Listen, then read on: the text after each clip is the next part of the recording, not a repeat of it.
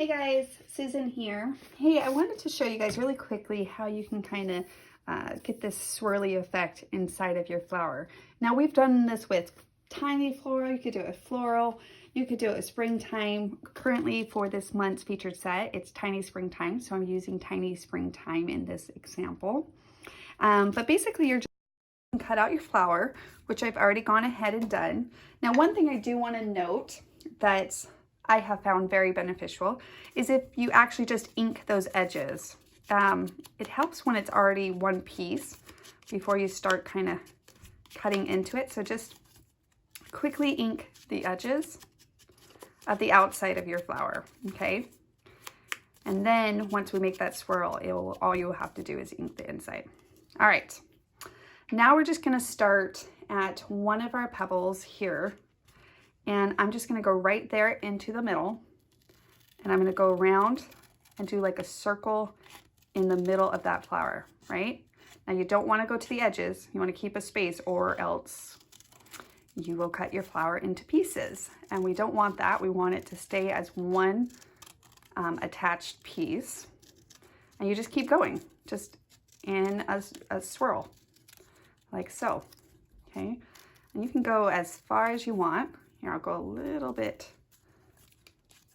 deeper, right? So now we have a swirl inside of our flower. Now I'm gonna go ahead and ink these edges, which is why I was like, see, if you were inking these sides, it would be a little bit more flimsy. So that's why I recommended inking the outside first, and then just kind of ink those insides. And I would recommend at this point to make it really good and inked. I feel like that's what gives that, it allows the swirl to show and gives you that like dimension. So, you know, try as best as you can. It takes a little patience on those, but it doesn't have to be like perfect. You just really want a little bit of ink to give it, those edges, a little bit of a pop and allow that to stand out, that you just cut a swirl into it, okay? And you could even add little gems, or you could spice it up however you want. Okay, now that we have that, you can see that just alone adds a fun textural element. Now what I do personally is I pull this one over a little and I just allow that to attach right there. So you could add a little bit of adhesive, or for sake of this sample, I'm just gonna add a glue dot.